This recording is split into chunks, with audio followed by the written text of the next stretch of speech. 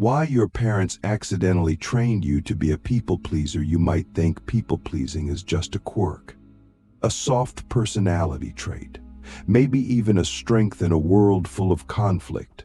But what if I told you it's something deeper, something philosophical, something existential? What if your tendency to say yes when you mean no, to keep the peace at your own expense, to avoid disappointing others even when it crushes you inside, wasn't just a habit you formed, but a worldview you inherited? And what if your parents, without intending to, were the architects of that worldview? Let's go back not just to childhood, but to the architecture of early consciousness. When you were a child, your mind wasn't merely a sponge, it was a mirror.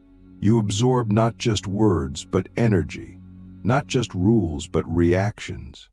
And from a very young age, you learned something crucial. Love often came with conditions. Maybe it was subtle, maybe it was loud, but you learned that approval was earned, that affection was tied to performance, that being good meant being agreeable, quiet, helpful, non-disruptive. And when you displeased the adults around you, especially your parents, the consequences weren't just external, they were existential. Because to a child, a parent's disapproval doesn't feel like a critique. It feels like rejection from the universe itself. Click subscribe to this channel to get more topics you love. We don't talk enough about how deeply children internalize their role in the emotional lives of their parents. When a parent is stressed, a child often thinks, "I must have done something wrong." When a parent withdraws affection, a child thinks, "I must not be lovable right now." And when a parent only praises the child when they're being useful, helpful, compliant, that child learns that their worth is conditional. This is where people-pleasing begins. Not in adulthood, not at work, not in relationships. It begins in those quiet, formative years when we first connect love with performance and safety with approval. But here's the philosophical twist. Children don't just adapt to survive. They build a self around the strategies that work. So if being hyper-attuned to others' emotions kept you safe, you learn to idolize empathy. If avoiding conflict kept you from punishment, you learn to sanctify harmony. If making others happy got you praise, you learn to define your identity by your usefulness. And now, as an adult, you're still living out that blueprint. Not because you're weak, but because it once protected you. People-pleasing isn't a flaw. It's a survival strategy that outlived its environment. And this is where things get even deeper. Because the real tragedy isn't just that our parents taught us to please others. It's that they often did it while believing they were teaching us love, manners, responsibility. They wanted us to be kind, cooperative, likable. They didn't realize they were also teaching us to abandon ourselves, to silence our needs, to override our intuition. They didn't know they were asking us to trade authenticity for acceptance. And it's not because they were bad people. It's because they were trained the same way. They were once the children too, learning that love was earned, that pleasing others was moral, and that discomfort in the family system should always be absorbed by the most emotionally attuned member, usually the most sensitive child.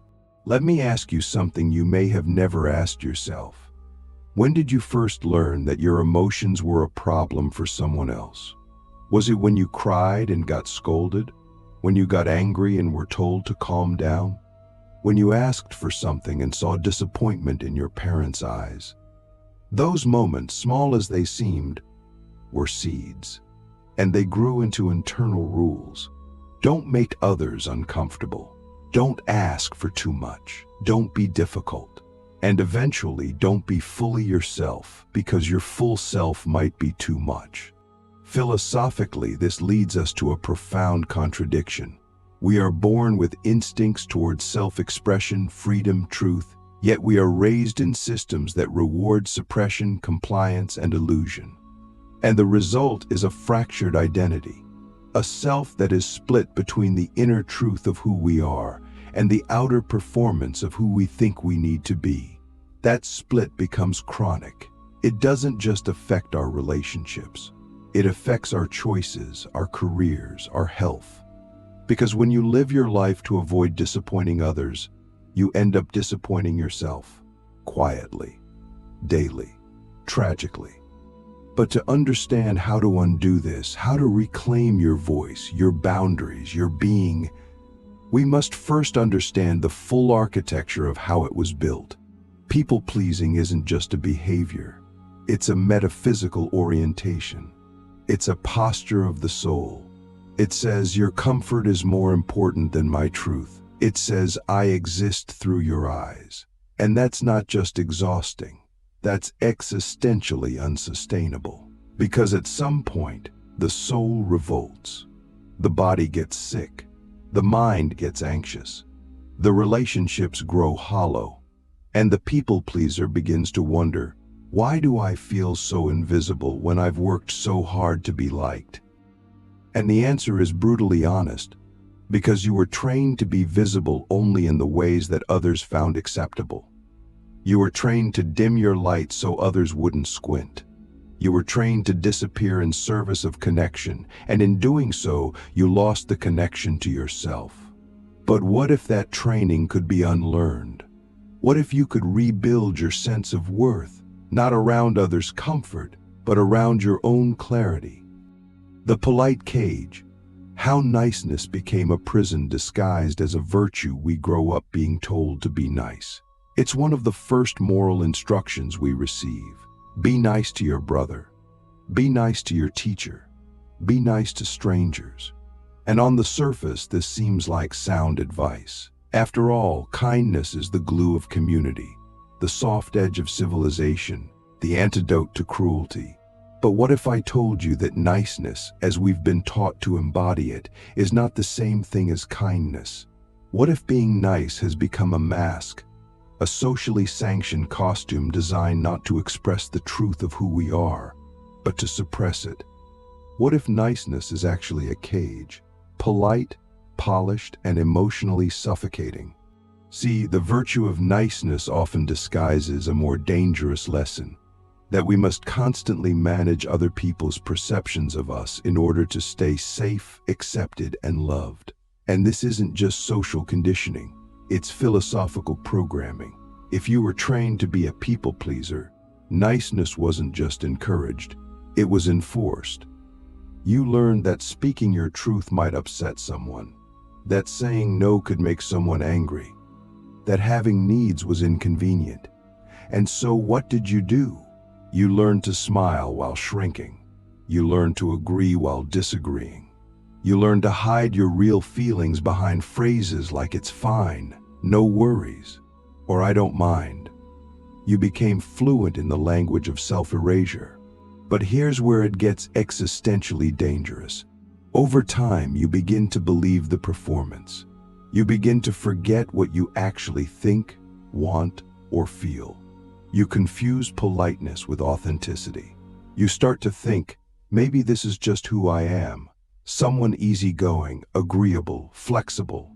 But deep down, there's a quiet unease, a suppressed signal, a voice that says, this is not all of me. I'm playing a role, and I'm doing it so well I've started to believe the script. That's the polite cage. It's built from the outside in, but reinforced from the inside out. And the most twisted part, society rewards it. People love people pleasers until they don't. You're praised for being easy to work with, emotionally low maintenance, adaptable. But when you finally draw a line, say no, or express a boundary, people are shocked.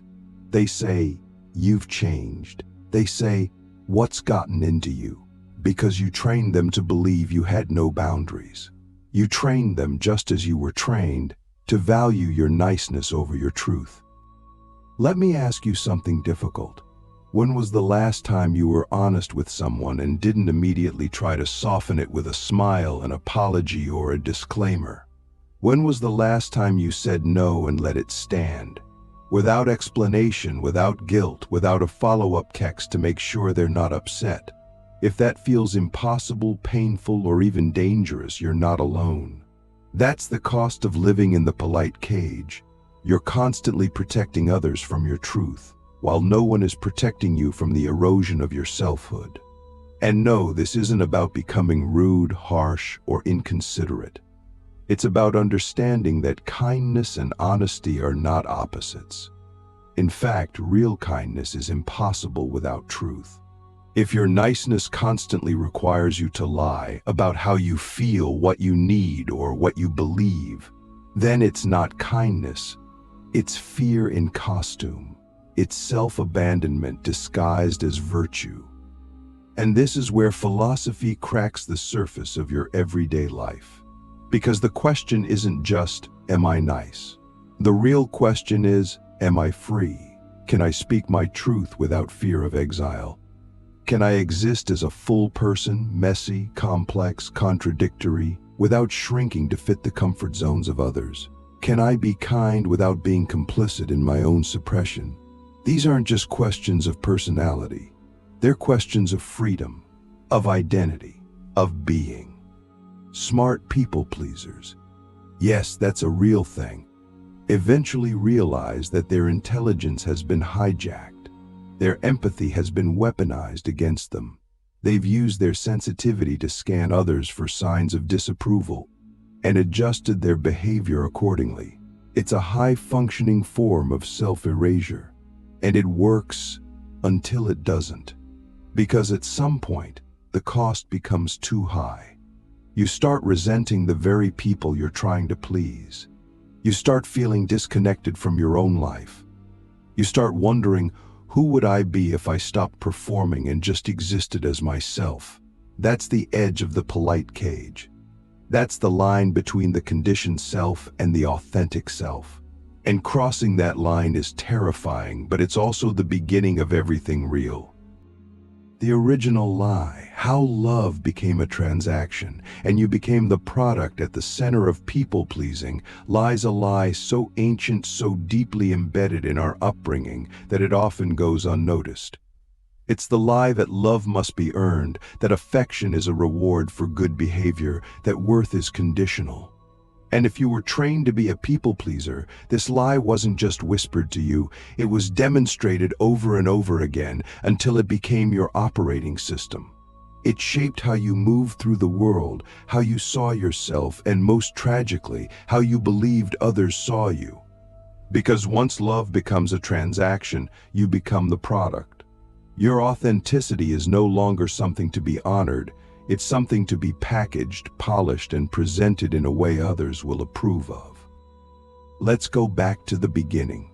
As children, we don't understand nuance. We don't separate behavior from identity. When we're told, "You're such a good boy," or "You're being a bad girl," we absorb those labels as reflections of being, not doing. And when love in the form of attention, praise, presence, is given only when we meet certain expectations, we begin to associate love with performance. Not because our parents were cruel, but because they were human. Because they too were taught that love is something you earn by being good. And so begins the original trade. We trade pieces of our authenticity for approval. We trade our truth for belonging. We learn to become what others want, because that's when we feel most safe. But here's the philosophical nightmare. Once love becomes conditional in your psyche, everything else follows. You start negotiating your personality in every room you enter. You start anticipating what others want from you and editing yourself to match it. You become a chameleon not out of deception but out of survival. And over time, you forget what your real colors even were. You become fluent in the language of self-marketing. You sense what version of you will be most accepted, most praised, least rejected, and that becomes your default. Not because you're fake, but because you were trained to believe that the real you might be unlovable. Let me ask you something brutal. How often do you give love hoping to receive it back, not as an exchange of care, but as a validation of your worth? How often do you help, support, or sacrifice not just out of kindness, but because you fear what might happen if you don't? That's the transaction.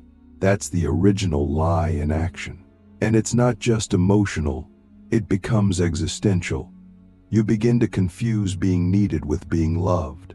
You think, if I'm useful, I'm safe. If I'm agreeable, I'm valued. If I'm perfect, I'm wanted. But none of that is love. It's commerce. It's selfhood as a service. This is why so many people pleasers burn out. Not just physically, but spiritually. Because constantly performing for love is exhausting. You're always on. You're always scanning for feedback. You're always adjusting, shifting, compensating. And yet, no matter how much you give, it never quite feels like enough. Why? Because deep down, you know the love you're receiving isn't for you. It's for the version of you that you crafted to be acceptable. And that love feels like eating cotton candy when you're starving, sweet, but empty, momentarily satisfying, but ultimately unfulfilling. And here's where the philosophical tragedy becomes personal. The longer you live this way, the more you begin to resent people for loving the mask instead of the real you. You feel unseen, even when you're surrounded. You feel lonely, even in relationships. Because the love you receive doesn't touch your core. It circles around it, feeding the persona, not the person. And so the people pleaser becomes a paradox. Deeply loved, but never truly known, constantly giving, but rarely feeling filled. This is why breaking the cycle isn't just about setting boundaries or saying no more often. It's about untangling your very conception of love. It's about rejecting the lie that you must earn something that should have been yours by birthright. It's about realizing that love, real love, is not conditional on your performance. It's not something you negotiate. It's something you receive not because of who you pretend to be, but because of who you already are. But to receive that kind of love, you have to be willing to risk something terrifying: the loss of approval, the discomfort of disappointing others, the silence that comes from no longer performing. Because only in that silence can you begin to hear your real voice. Only in that space can you begin to ask, what if I stopped being who they wanted me to be? What if I became who I truly am, even if it costs me the version of love I've always known? That's not just a personal question. That's a philosophical revolution. The liberation of no, why reclaiming your boundaries is the beginning of reclaiming your soul. There comes a moment in every recovering people pleaser's life when the word no stops sounding like rejection and starts feeling like liberation. It's subtle at first. A small refusal, a skipped obligation, a moment where you allow yourself to disappoint someone and survive it. But that moment is the beginning of something tectonic. It's the start of your return to yourself. Because no isn't just a boundary. It's not just a word. It's a declaration of being. It says, I exist beyond your expectations. I am whole without your approval. I have a self, and that self has edges. For years, decades maybe, you've been trained to say yes reflexively. Yes to favors. Yes to plans you didn't want. Yes to emotional labor you didn't have the capacity for. Yes to being the one who absorbs tension, who smooths things over, who makes everything okay. But every one of those yeses came with a silent cost. A little more of your time, a little more of your peace, a little more of your identity. Until one day you look in the mirror and realize you've built a life inside other people's comfort zones, instead of your own truth. And here's the hard truth. People-pleasing is a form of self-abandonment. Every time you say yes when you mean no, you are teaching your nervous system that your safety depends on your compliance. You are reinforcing the idea that your value is tied to your usefulness, that your needs, your energy, your time, they all belong to others before they belong to you. That's not generosity. That's servitude with a smile.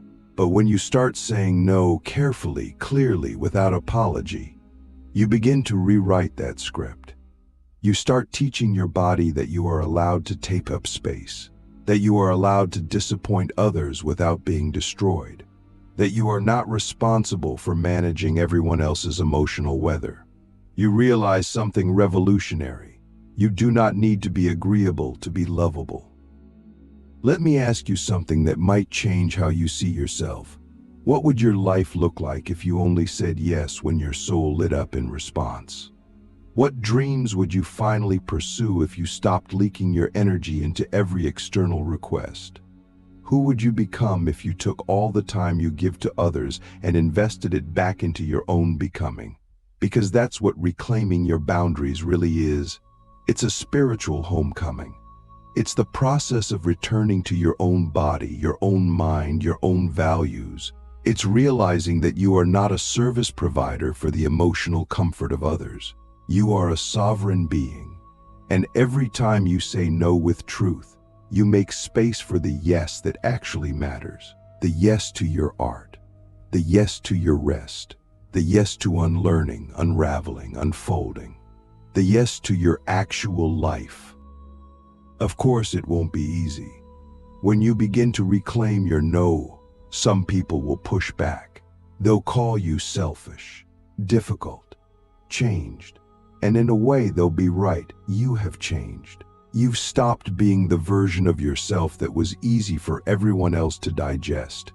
You've stopped being the peacekeeper, the fixer, the emotional sponge. And in doing so, you've started becoming something far more powerful, whole. And here's the final philosophical twist. Every no you say to others is a yes to yourself. Every boundary you draw is a line you refuse to let your soul be walked across again. Every truth you speak, every silence you hold, every moment you choose discomfort over disconnection, that is the work. That is the revolution. That is how you reclaim a life that was never meant to be lived in the shadows of other people's expectations.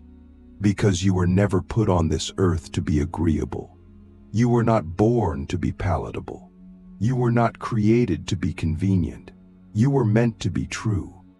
And the moment you start honoring that truth, even when it shakes, even when it trembles, even when it costs you admiration, is the moment you begin to live, not as a people pleaser, but as a person, a whole one, a free one, a real one. Now ask yourself this final question and let it change you. What part of me have I been abandoning just to be liked? And am I still willing to keep paying that price? Because your soul is waiting for your answer.